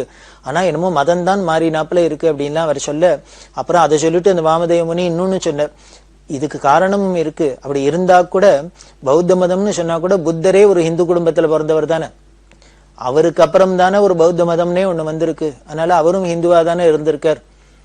அதோட தாக்கம் தான் போல இருக்கு. அங்கேயும் இப்படித்தான் இருக்கு, கீழ் திசை நாடுகளும் இப்படித்தான் இருக்கு அப்படின்லாம் சொல்ல, அதுல இன்னொன்னு அரசாங்கமே நடத்துற விழால ஒண்ணு திருப்பாவை திருவம்பாவை அப்படின்னு ஒண்ணு, திருவம்பாவாய் அப்படின்லாம் அதுக்கு என்னமோ அவ சொல்ற. இது திருப்பாவி திருவம்பாவை நடக்கும் விழா எல்லாம் நடக்கிறதுன்னு இந்த வாமதேவ முனி சொன்னார். பின்னால நாட்டிய மேதையான பத்மா சுப்பிரமணியத்தை போய் பெரியவா இதெல்லாம் பார்த்துட்டு இதெல்லாம் ரிசர்ச் பண்ணிட்டு வர சொல்றா. அங்க கூட எப்படி வந்து திருப்பாவி திருவம்பாவைலாம் நடக்கிறது, எப்போ நடக்கிறது அப்படின்னா நமக்கு இங்க பார்த்தாக்க எப்படி நடக்கிறதோ நவராத்திரி உற்சவம் எல்லாம் நடக்கிறதோ அது மாதிரி அங்கேயும் நடக்கிறது. அதுல ராம் சீதா அப்படின்னு ஒரு நிகழ்ச்சி நடக்கிறது அங்க. அதுல பார்த்தா ராமர் சீதை மாதிரி 2 பேர் அலங்காரம் பண்ணி வச்சு 2 பேருக்கு அலங்காரம் பண்ணி ஒரு பெரிய ஊஞ்சல் போட்டு அந்த ஊஞ்சலை உட்காத்தி வச்சு அவளை ஆட்டின்னு பாடிக்கிட்டு எல்லாம் என்னெல்லாமோ பண்றா. இந்த ராமாயணத்தோட தாக்கமும் இருக்கு. ராமர் சீதை முதலான தெய்வங்களை வழிபடுறது, அவளுக்கு உண்டான விழாக்களை கொண்டாடுறது இதெல்லாம் அங்கேயும் இருக்கு. அப்படிலாம் கொண்டு பின்னால வந்து ரிசர்ச் பண்ணிட்டு வந்து இந்த பத்மா சுப்பிரமணியம் வாழலாம் அவ அண்ணா வாழலாம் வந்து சொல்றா பெரியவாள்கிட்ட. இதுக்கெல்லாம் காரணமா இருந்தது பெரியவாளோட ஊக்கம் தான். நீ அங்க போய் பாரு இங்க போய் பாரு இதெல்லாம் இருக்கு அப்படின்னு. அது மாதிரி டான்ஸ்லயும் அவ சிவா டான்ஸ்ன்னு ஒண்ணு ஆடுறா. அதுல எப்படி ஒரு ட்ரைபல்ஸ், அந்த ட்ரைபல்ஸ் எல்லாம் எப்படி ஆடுறா அப்படிங்கறதே பார்த்தா கையில ஒரு சூலத்தை வச்சுட்டு நெத்தியில 3வது கண்ணை வரைஞ்சுட்டு இருக்கா. பரமேஸ்வரனுக்கு தான் திருநேத்திரம் அப்படின்னு சொல்றோம். நம்ம புராண இதிகாசங்களை நம்ம சொல்ற நம்பிக்கையெல்லாம் எந்த அளவுக்கு வேரூன்றி இருக்கு, கடல் கடந்து தேசங்கள்லாமும் அப்படின்னு தெரியறது. அதனால்தான் தெய்வத்தின் குரல்ல சொல்லிட்டு உலகம் தழுவிய மதம் அப்படின்னு சொல்றா பெரியவா. இந்த அமெரிக்கால ஏதோ கலிபோர்னியாங்கிறது கபிலர் இருக்கிற இடம் ஆரண்யம் அப்படின்னு பெரியவா ஏதோ சொல்றா, ஒரு குயுக்தியா சொல்றா அப்படின்னு ஒரு புத்தி சாதுரியத்தினால சொல்றா அப்படின்னு நினைச்சுட்டு இருக்கும். ஆனா பாத்தீங்கன்னா கல்வெட்டுல ரிசர்ச் எல்லாம் பாத்தீங்கன்னா ஆப்பிரிக்கா அப்படின்னு சொல்றோம். அந்த ஆப்பிரிக்க நாட்டுல காட்டுக்குள்ள பாத்தீங்கன்னா ஒரு வெர்ஜின் ஃபாரஸ்ட்னு இருக்கு. அந்த காட்டுக்குள்ள ஒரு கல்வெட்டு எல்லாம் கிடைச்சிருக்கு. அதுல யூபா இன்ஸ்கிரிப்ஷன் அப்படின்னு பேரு. அதுல பாத்தீங்கன்னா ஒரு ராஜா யாகம் பண்றதுக்கு உண்டான தடயங்கள்லாம் கிடைச்சிருக்கு. அது யூபம் அப்படின்னா யூபஸ்தம்பம் அப்படின்னு யாகசாலையில வச்சிருப்பா. அதனாலே இதுக்கு யூபா இன்ஸ்கிரிப்ஷன் அப்படின்னு எல்லாம் பேர் வச்சிருக்கா இந்த கல்வெட்டு ஆராய்ச்சி துறையில. அங்க யாகம் நடந்திருக்குன்னா தெரியும். எங்கேயோ ஒரு ஆப்பிரிக்காங்கிறோம், ஃபாரஸ்ட்ங்கிறோம், நீக்ரோஸ் இருக்கிற இடம் அப்படிங்கிறோம். அங்க கூட காலங்காலத்துக்கு முன்னாலே எப்படி இருந்திருக்குன்னு புதைப்பொருள் ஆராய்ச்சியில் நமக்கு கிடைக்கிறது. இன்னும் பார்த்தாக்க பல இடங்கள்ல பிள்ளையார் சிலை கிடைக்கிறது. இது மாதிரிலாம் சொல்றாளே இல்லை எப்படி அப்படின்னா இந்த கலாச்சாரம், இந்த மதம்ங்கிறது, இந்து மதம்ங்கிறது உலகம் முழுக்கலும் பரவி இருந்திருக்கு. ஒரு சம்பிரதாயம்லாம் இருந்திருக்கு. காலகட்டங்கள்ல ஒவ்வொருத்தரோட இன்ஃபுளுன்ஸ்னால இதெல்லாம் மாறி போய் இது என்னமோ இதுக்கு தனியா ஒரு புது தேசம் மாதிரி புது மதம் மாதிரியும் தெரியுது. ஆனா இது எல்லாத்துக்கும் இங்கேருந்து போன லிங்க் இருக்கு. ஆனா இந்த பாரத தேசத்துல மட்டும் இன்னும் அந்த பழம்பெருமையோட இது இருக்கு அப்படின்லாம் பெரியவா ரிசர்ச்ல தெய்வத்தின் குள்ள சொல்றது பரம சத்தியம் அப்படிங்கிறதுக்கு இது மாதிரிலாம் தெரியும். அந்த வாமதேவ முனி இந்த சம்மேளனத்துக்கு வந்துட்டு இது மாதிரி இன்ஃபர்மேஷன்ஸ் எல்லாம் சொன்னார். அவர் பௌத்த மதத்து ராஜகுரு. அப்படி இந்த வேத சம்மேளனம் ரொம்ப விமரிசையா நடந்தது. அதுக்கப்புறம் பெரியவா அந்த விஜயவாடால இருக்கிறதே அந்த ஊர்ல ஆஞ்சநேய பந்துலு அப்படின்னு ஒரு பக்தர், அவர் இருக்கிற அந்த பக்கத்துல என்ன பண்ணா அங்க ஒரு வெங்கடேஸ்வர சுவாமி ஆலயம் இருந்தது அப்படின்னு சொன்னோம். இந்த விஜயவாடால வெங்கடேஸ்வர சுவாமி ஆலயத்துக்கு பக்கத்துல ஒரு சிவாலயம் கட்டணும் அப்படின்னு இந்த ஆஞ்சநேய பந்துலு இன்னும் அந்த ஏரியால உள்ளவெல்லாம் ஆசைப்பட பெரியவா அங்க ஒரு சந்திரமௌலீஸ்வரர் ஆலயம் கட்டணும் அப்படின்னு சொல்லி ஆலயம் கட்டப்பட்டு பிரதிஷ்டை ஆச்சு. அப்படி இருக்கிறதே அந்த ஊர்ல ஹரி சகோதரர்கள் அப்படின்னு ஒருத்தர், ஹரி பிரதர்ஸ் அப்படின்பா, 5 பேர். அவ எல்லாருமே ஒரு பெரிய சம்ஸ்கிருத வித்வான்கள், மகா மேதைகள். அவ வீட்டுக்கெல்லாம் பெரியவா பேருக்கா எல்லாம் பண்ணா. அவ என்ன பண்ணினா வேத பாஷ்யம், தர்மசாஸ்திரம், புராணம் இதெல்லாம் ஆராய்ச்சி பண்ணி ரிசர்ச் பண்ணி எல்லாத்தையும் தொகுத்து, அதாவது ஒரே விஷயமே எப்படி எல்லாம் சொல்லியிருக்கு அப்படிங்கிறதெல்லாம் ரிசர்ச் பண்ணி தொகுத்து பாரதி நிருக்தி அப்படின்னு ஒரு புஸ்தகம் தெலுங்குல எழுதியிருந்தா. அந்த மேனஸ்கிரிப்ட பெரியவாள்கிட்ட காமிக்க பெரியவா பார்த்து ரொம்ப சந்தோஷப்பட்டு அவரோட ஆராய்ச்சி அவளோட உழைப்பெல்லாம் பாராட்டி அனுகிரகம் பண்ணி ஆசீர்வாதம் பண்ணினா. அதுக்கப்புறம் பிற்காலத்துல அதை புஸ்தகமா பிரிண்ட் பண்ணி பப்ளிஷ் பண்றதுக்கும் ஏற்பாடெல்லாம் பண்ணினா. இப்படி விஜயவாடால இருக்கிறதே அதை முடிச்சுன்னு மசூலிப்பட்டினத்துக்கு வந்தா. மசூலிப்பட்டினத்துல காயத்ரி வித்யாபீடம், அதுல சாங்க வேத வித்யாலயம் அப்படின்னு இருக்கு, அதுல தங்கி இருந்துட்டு அந்த மசூலிப்பட்டினத்துல இருக்கிறதே இன்னும் பல நிகழ்ச்சிகள் நடந்தது.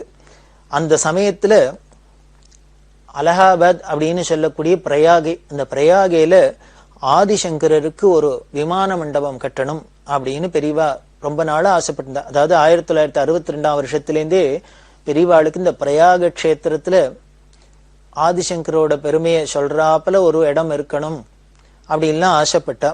அப்போ அந்த காலத்துல டிஐ சைக்கிள்ஸ் அப்படின்னு சொல்லக்கூடிய ஒரு பெரிய கம்பெனி, அதோட அதிபர் முருகப்ப செட்டியார் அப்படின்னு, அந்த முருகப்ப செட்டியார்ட்ட பெரியவா சொல்லியிருந்தா இது மாதிரி அலகாபாத்ல ஒரு ஆதிசங்கருக்கு ஒரு விமான மண்டபம் கட்டணும்னு ஆசையா இருக்குன்னு. செட்டியாரும் அதுக்கு உண்டான என்னென்ன ஒத்தாசை பண்ணுவோம் என் காலத்துல பண்றேன், பெரியவா அதுக்கு ஏற்பாடு பண்ணிட்டோம் அப்படின்லாம் சொல்லி வச்சிருந்தார். இது பெரியவா மனசுல ஓடிண்டே இருந்தது. ஒரு 6 வருஷமா ஓடின்னு இருக்கு. அப்படி இருக்கிறதே 68ஆம் வருஷம் என்ன பண்ணினா, உத்தரப்பிரதேசத்துல கவர்னர் இருந்தார் கோபால் ரெட்டி அப்படிங்கிறவர். இந்த கோபால் ரெட்டி எல்லாம் பெரியவாளுக்கு ரொம்ப பிரியம் உள்ளவா பக்தர். இந்த கோபால் ரெட்டிட்ட சொல்ல அவரோட முயற்சினால யூபி அரசாங்கத்திட்ட சொல்லி இந்த பிரயாகையில சங்கமஸ்தானத்துல மிலிட்ரியிலேருந்து சில இடங்களை அவ வாங்கினா, அரசாங்கத்தினால கொடுக்கப்பட்டது. அந்த திரிவேணி சங்கமத்துல ரொம்ப அழகா இருக்கும், ஒரு ஆலயம் கட்டணும் அப்படின்னு பெரியவா ஆசைப்பட்டதுக்காக இடம் வாங்கப்பட்டது இந்த கோபால் ரெட்டி அவளோட உதவியினால. அதுக்கு 1968ஆம் வருஷம் டிசம்பர் மாசம் 29ஆம் தேதி பூமி பூஜை போட்டு விழா ஆரம்பிக்கப்பட்டது. அதுல அப்போ அருணாச்சல செட்டியார்ட்ட தான் முதல்ல சொல்லியிருந்தா, இந்த முருகப்ப செட்டியார்ட்ட தான் முதல்ல சொல்லியிருந்தா. முருகப்ப செட்டியார் காலமாயிட்டார், அது 6 வருஷத்துக்குள்ள அவர் காலமாயிட்டார். அதனால என்ன பண்ணார், அவரோட தம்பி முருகப்ப செட்டியாரோட தம்பி அருணாச்சலம் செட்டியார் வந்திருந்தார் அந்த விழாக்கு. அவர் இந்த வரவேற்புரையில பேசுறதே ரொம்ப சந்தோஷப்பட்டார். எங்க அண்ணாட்ட தான் பெரியவா சொன்னா 62ஆம் வருஷம் அது இப்போ கனிஞ்சு வந்திருக்கு, காலம் எதுக்குமே காலம் வரவான்றிருக்கு வந்திருக்கு. அண்ணாவும் ரொம்ப ஆசைப்பட்டிருந்தார், அவரோட ஆசை அப்படி பூர்த்தியாகிறது ரொம்ப சந்தோஷமா இருக்கு அப்படின்லாம் அவர் சொல்ல. அப்புறம் டாக்டர் மண்டன மிஸ்ரா அப்படிங்கிறவர் அவர் பேசினார். அவர் பேசுறதே சொல்ற, இந்த திரிவேணி சங்கமத்துல கங்கை யமுனா சரஸ்வதிங்கிற 3 நதி சங்கமிக்கிற இடத்துல ஒரு பெரிய ஆலயம் ஏற்படுறது. இந்த சங்கமத்துல பார்த்தேன்னா கங்கை தெரியறது, யமுனை தெரியுது, சரஸ்வதி கண்ணுக்கு தெரியல, அந்தர்வாகினி அப்படிங்கிறா. அதே போலதான் இருக்கு இங்க இத்தனாம்பரிய சங்கரோட பெருமையை சொல்றாப்புல ஒரு ஆலயம் வருது. ஆனா இந்த ஆலயத்துக்கு மூல காரணமா இருக்கிற பெரியவா எங்கேயோ கண்ணுக்கு தெரியாத இருக்கா. நாமெல்லாம் இங்க விழால பெருசா மேடையில உட்காந்துருக்குமே வழிய இதுக்கு மூல காரணமா இருக்கிறவா கண்ணுக்கு தெரியாத எங்கேயோ இருக்கா, ஆந்திரா தேசத்துல யாத்திரையில இருக்கா அப்படின்னு சொல்ல அவர் சரஸ்வதியோட ஒப்பிடுறார். எப்படி சரஸ்வதிங்கிற புண்ணிய நதி கண்ணுக்கு தெரியாத இருக்கு, ஆனா திரிவேணியில அதுவும் கலந்து அதோட சாநித்தியம் அனுகிரகம் இருக்கிறாப்புல இந்த சந்திரசேகரேந்திர சரஸ்வதியும் கண்ணுக்கு தெரியாத எங்கேயோ இருந்துன்னு இப்படி ஒரு பெரிய காரியத்தை நடத்தி வைக்கிறார். இது எல்லாமே அவளோட தபஸ்னால நடக்கிறது அப்படின்னு மண்டன மிஸ்ரா பேசினர். அதே மாதிரி CS ராமச்சந்திரர் அப்படின்னு அவரோட உழைப்பு சொல்லி மாளாது. இப்படி பல பேர் இதுக்கு ஒத்துழைக்க இந்த பிரயாகைங்கிற க்ஷேத்திரத்துல ஆதிசங்கருக்கு ஒரு ஆலயம் வரப்போறது. அதுக்கு ஏற்பாடு ஆயிருந்தது. இந்த பிரயாகைக்கு இன்னொரு முக்கியமான பெருமை என்ன அப்படின்னா, குமாரில பட்டர் அப்படின்னு ஒரு மகான், பௌத்தர்களோட மதம் பரவி இருந்து ரொம்ப நாடு முழுக்கலும் பரவி இருந்து இந்த அவளுக்கு முக்கியமாவே இந்த வேதமும் வேதத்தில் உள்ள யாகங்களை நிந்தனை பண்ணினதுனால அது அழிஞ்சு போற ஸ்டேஜுக்கு வரத்தே தான் சாட்சாத் முருகனோட அவதாரமா குமாரில பட்டர் அப்படிங்கிற ஒரு அவதாரம் ஏற்பட்டு அவர் வடதேசத்துல இருந்து அவரை பூர்வ மீமாம்சகள் அப்படின்பா. இந்த வேதத்துல சொன்ன சாஸ்திரத்துல சொன்ன கர்மானுஷ்டானங்களை விடாத பண்ணணும், அதுவே மோட்சத்துக்கு வழி அப்படின்னு சொல்லக்கூடியவா. அந்த பூர்வ மீமாம்சகரா வந்த அந்த குமாரில பட்டர் அவர் என்ன பண்ணுவா, அந்த பூர்வ மீமாம்சகள் வேதத்தை ஒத்துப்பா, பிரமாணமா ஒத்துப்பா, அதுல சொன்ன யாக யஜ்யம் முதலான கர்மானுஷ்டானங்கள்லாம் ஒத்துப்பா, கர்மகாண்டத்தை ஒத்துப்பா. அதே வேதத்துல பின்னால உபநிஷத்துன்னு சொல்லி இந்த ஞானமா சொல்லி இருக்கிறத அந்த ஞானத்துல என்ன சொல்றது, எத்தனை நாளைக்கு இப்படியே காரியத்தையே செஞ்சுன்னு கர்மாக்களே சென்று அதோடய உழந்து இருக்குது. அதனால ஒரு காலத்துல அதையும் தியாகம் பண்ணிவிட்டு ஆத்ம விசாரம் பண்ணி ஞான மோட்சத்தை அடையணும்னு சொல்றது இல்லையா, அதை ஒத்துக்க மாட்டா. இந்த ஞானத்தை காண்டத்தை ஒத்துக்க மாட்டா, கர்ம காண்டத்தை மட்டும் ஒத்துப்பா. அவளுக்கு பேர் தான் பூர்வ மீமாசகால்னு பேரு. ஏன் அப்படி வந்தது அப்படின்னா, அந்த காலகட்டத்துல இந்த கர்மாவை தொழிற்கூட பண்ணவே கூடாது, பண்ணினாலே பாபம் அப்படின்னு ஒரு சார பிரச்சாரம் பண்ணிட்டு அது பரவிண்டு வரத்தே இதைத்தான் பண்ணணும், இதுதான் முக்கியம் அப்படின்னு அதுக்கு கவுண்டரா வைக்கிறது, இதைத்தான் வலியுறுத்தி சொல்லணும். அதுல போய் டைவெர்ட் பண்ணிடக்கூடாது, கர்மம் ஞானம் அப்படியெல்லாம் டைவெர்ட் பண்ணிடக்கூடாது அப்படிங்கிறதுனாலேயே இந்த பூர்வ மீமாம்சகள் இந்த கர்மாலேயே ரொம்ப வலியுறுத்தி சொல்லிண்டா. அப்படி இருக்கிறவர் தான் இந்த குமாரில பட்டர் அப்படிங்கிறவர். பெரிய மகான், எல்லா அனுஷ்டானங்களையும் பண்ணினவர். அவரோட சிஷ்யர் தான் பிற்காலத்துல மண்டன மிஸ்ரர் அப்படின்னு இருந்து ஆதிசங்கர பகவத்பாதாளால ஆட்கொள்ளப்பட்டு சுரேஸ்வராச்சாரியர் அப்படின்னு வந்தவர். இந்த மண்டன மிஸ்ரரோட குரு குமாரில பட்டர். இந்த குமாரில பட்டர் இருந்தது இந்த பிரயாகைங்கிற க்ஷேத்திரத்துல. இவர் என்ன பண்ணினார், இந்த வேதத்திலையும் சாஸ்திரத்துல சொன்ன கர்மானுஷ்டங்க யாக யஜ்யங்கள்ல இந்த பௌத்தர்களை தான் ரொம்ப பரிகாசம் பண்ணி கண்டிக்கிறா. அதனால இவாளுக்கு திருப்பி எதிர்பிரச்சாரம் பண்ணணுங்கிறதுக்காக அவா மதத்துல என்னென்னலாம் சொல்லியிருக்கு அதை தெரிஞ்சுட்டு நாம கிரிட்டிசைஸ் பண்ணணுங்கிறதுக்காக இவர் பௌத்தர் மாதிரி வேஷம் போட்டுன்னு இந்த புத்த விகாரத்துல இருந்து அவள்கிட்ட பாடம்லாம் கத்துண்டு, அந்த மதத்து கோட்பாடெல்லாம் கத்துண்டு அப்புறம் பிற்காலத்துல இவர் வந்து அதை கண்டனம் பண்ணினார். அவ சொல்றதெல்லாம் தப்பு, எப்படி என்னங்கிறது ரொம்ப அதை டீட்டெயிலா கண்டனம் பண்ணுங்கிறதுக்காக இவருக்கு பிற்காலத்துல தோணித்து, நம்ம என்னதான் இருந்தாலும் ஒரு பொய் வேஷம் போட்டுண்டு பொய் சொல்லிண்டு பௌத்தன்னு சொல்லிட்டு அவள்கிட்ட போய் சொல்லிட்டோம், அவள்கிட்ட வித்தையை கத்துருக்கோம், அதனால பொய் சொன்னதுனால குரு துரோகம் அது பண்ணிட்டோம், இதுக்கு பிராயஷ்சித்தம் பண்ணிக்கணும் அப்படின்ட்டு வேற என்ன பண்ணினார். இவாதான் கர்ம மார்க்கத்துல ரொம்ப கெட்டிக்காராளாச்சு. இந்த சரீரத்தினால பண்ணின பாவத்துக்கு சரீரத்தை சித்திரவதைப்படுத்தி நாம அதுக்கு தண்டனை கொடுக்கறதுதான் முக்கியமான பிராயச்சித்தம்னு சொல்லி துஷாக்னி பிரவேசம் அப்படின்னு சொல்லி உமிக்கருக்காவை மூட்டிண்டு அதுக்குள்ள தன்னை வச்சுண்டு உள்ளுக்குள்ள சுத்தீவர உமிக்கருக்காயை மூட்டிண்டு நெருப்பு வச்சுன்றது. அப்படியே கொஞ்சம் கொஞ்சமா தான் அந்த உமியில நெருப்பு பிடிச்சுட்டே வரும். அது வர வர வரவ ஸ்லோவா உடம்ப கருகி கருகி கருகி ஜீவன் போகும்.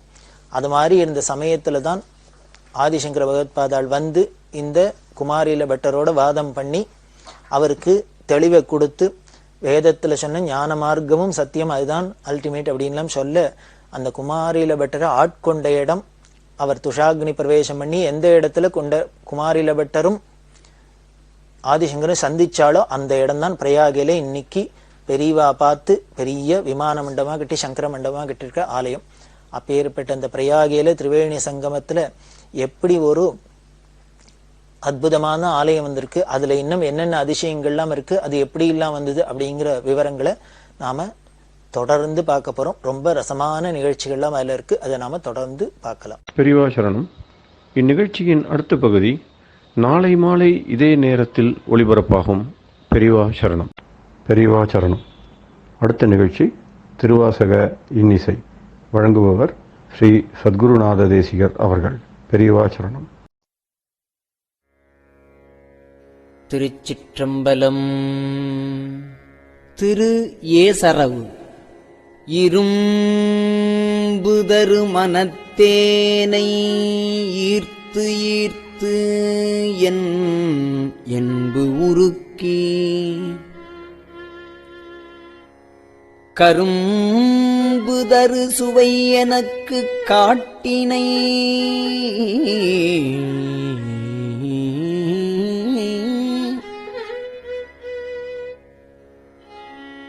உன் கழல் இணைகள் ஒருங்கு திரை உலவு சடை உடையானே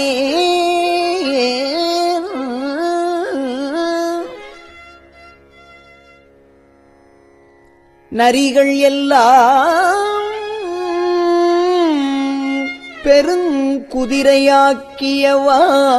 பெருங்குதிரையாக்கியவாறு அன்றே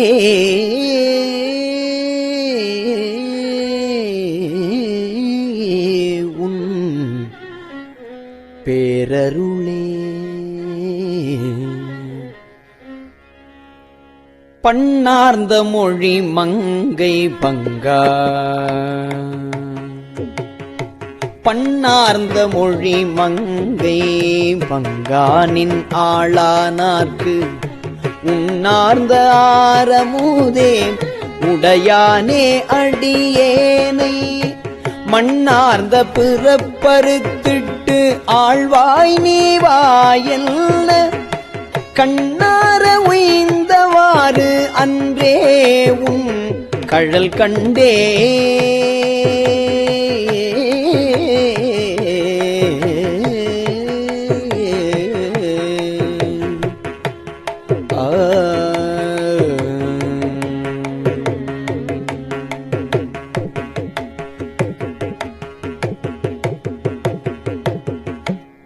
ஆதமிலியான் பிறப்பு இறப்பு என்னும் அருநரையில் ஆர்தமரும் இன்றியே அழுந்துவேற்கு ஆவா என்று ஓதமலி நஞ்சுண்ட உடையானே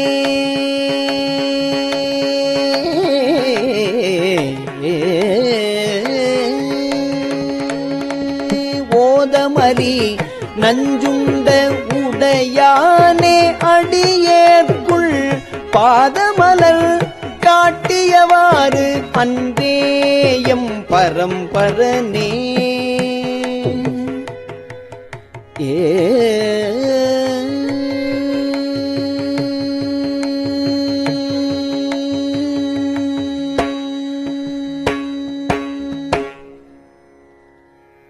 பச்சைத்தாள் அறவாட்டி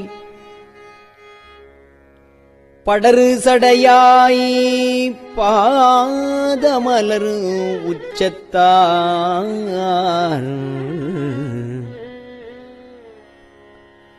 பெருமானே அடியேனை உய்யக் கொண்டு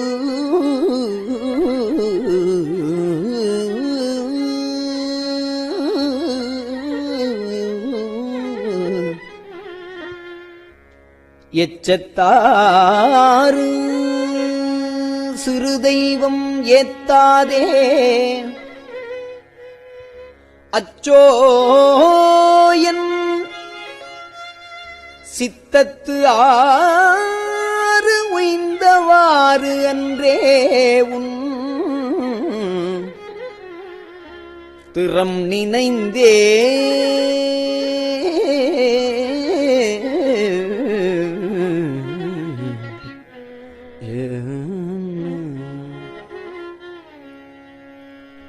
கற்றறியேன் கலை ஞானம் கசிந்துருகேன் ஆயிடினும்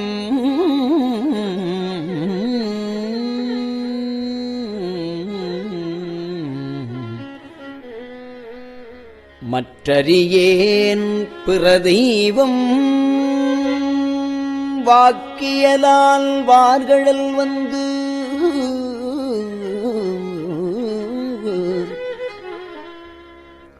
உற்று இருமாந்து இருந்தேன் எம்பெருமானே அடியேற்கு பொற்றவிசு நாய்க்கு இடுமாறு அன்றே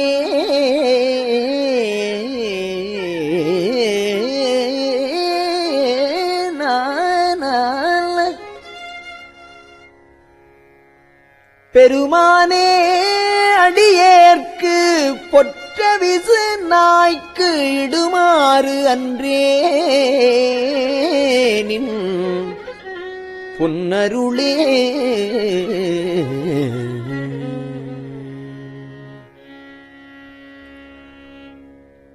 பஞ்சாய அடிமடவார் கடைக்கண்ணால் இடர்பட்டு பஞ்சாய அடிமடவார் கடைக்கண்ணால் இடர்பட்டு நஞ்சாய துயர் கூற நடுங்குவேன் நின்னருளால் உய்ஞ்சேன்.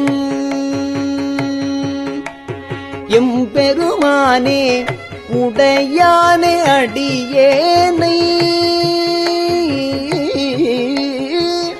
அஞ்சலன்று ஆண்டவாறு அன்றே அம்பலத்தமுதே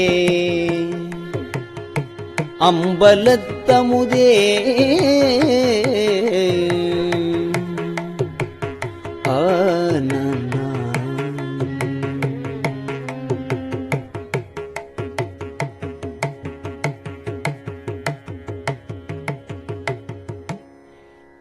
என்பாலை பிறப்பறுத்து இங்கு இமையவர்க்கும் அறிய உண்ணா தென்பாலை திருப்பெருந்துறை உரையும் சிவபெருமான்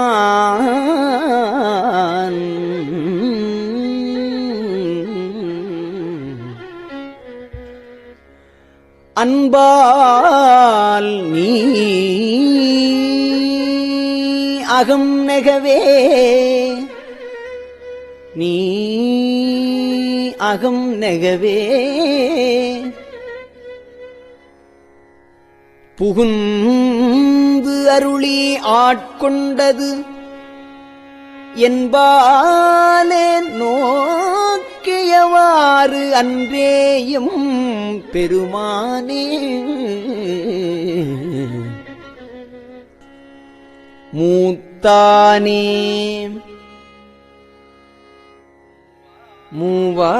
மூவாத முதலனே முடிவில்லா ஓத்தானே பொருளானே உண்மையுமாய் இன்மையுமாய் பூத்தானே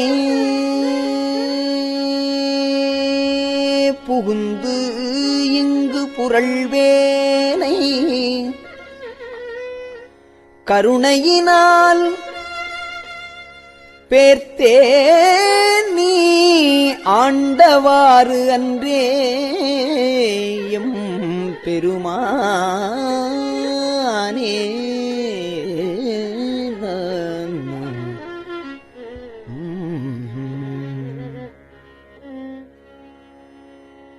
மறுவினிய மலர்பாதம் மனத்தில் வளர்ந்துள்ளுருக மறுவினிய மலர்பாதம் மனத்தில் வளர்ந்துள்ளுருக தெருவுதொரும் மிக அலறி சிவபெருமான் என்றேத்தி தெருவுதொரும் மிக அலறி சிவபெருமான் என்று ஏத்தி பருகிய நின் பரங்கருணை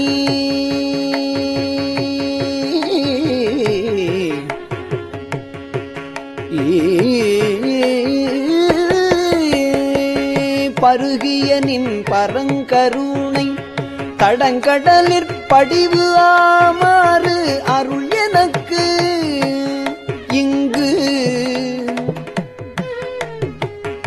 அருள் எனக்கு இங்கு இடைமருதே இடங்குண்ட அம்மானே.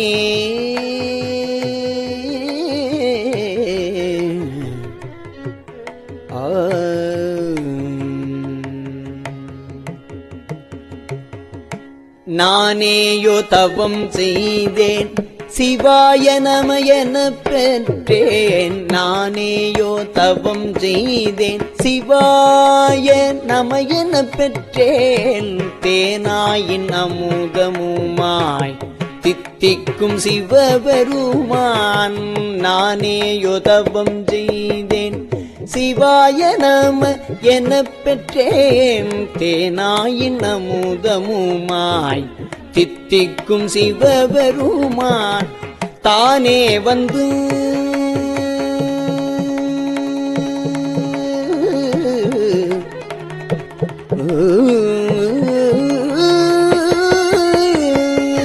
தானே வந்து எனது உள்ளம் புகுந்து தானே வந்தனதுள்ளம் புகுந்து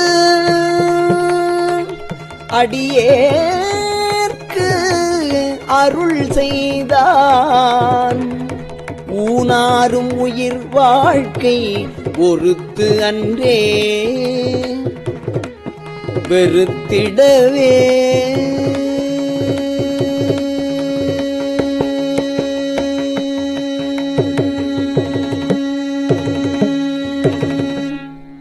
திருச்சிற்றம்பலம்.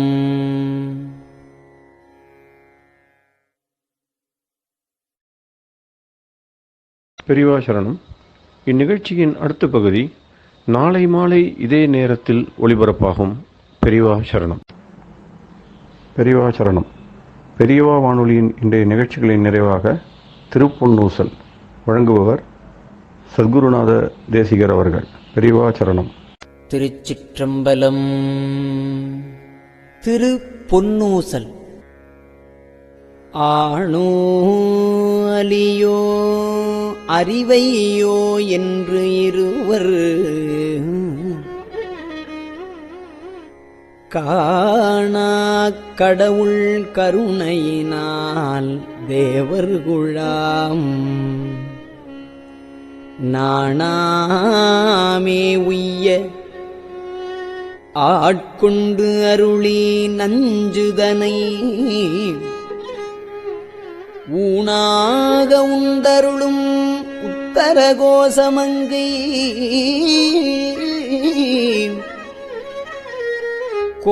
கோணாறு பிறைச்சன்னி கூத்தன் குணம் பரவி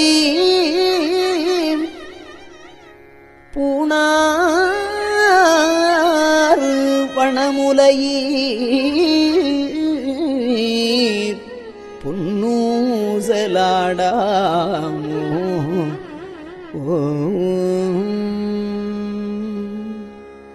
திருச்சிற்றம்பலம்.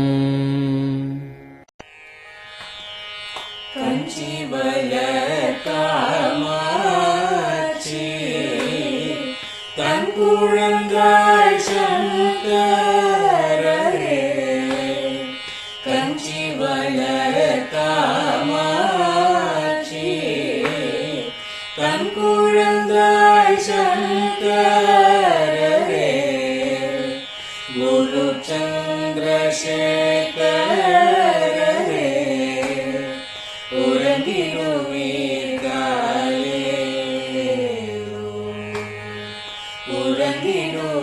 உறங்கிடுவீர்களே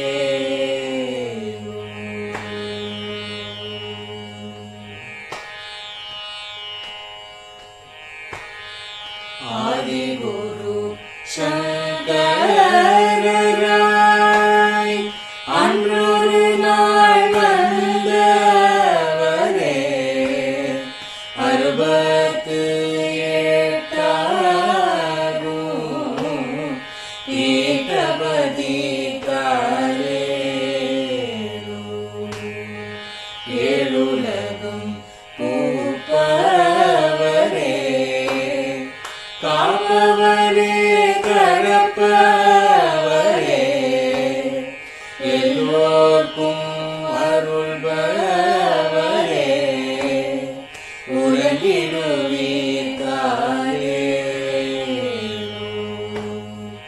அயனுடனே மாலவனோ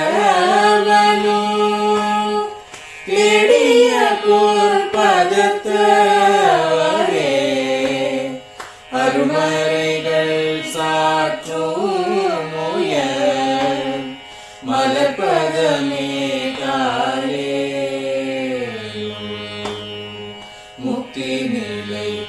எய்திடவே சக்தி தரும் சத்குருவே முக்தி நிலை எய்திடவே சக்தி தரும் சத்குருவே நித்தமெங்கள் நாவீசையில் நித்திரை கொள்தாயே நித்தமெங்கள் நாவீசையில் நித்திரை கொள்தாயே நித்தமெங்கள் நாவீசையில் நித்திரை கொள்தாயே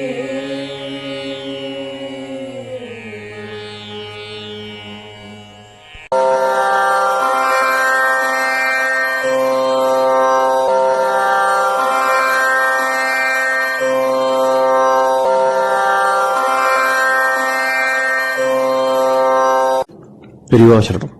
பெரியவா வானொலியின் மாலை நிகழ்ச்சிகள் இத்துடன் நிறைவடைகின்றன. எமது அடுத்த ஒளிபரப்பு நாளை காலை இந்திய நேரப்படி 6 மணிக்கு துவங்கும். பெரியவா சரணம்.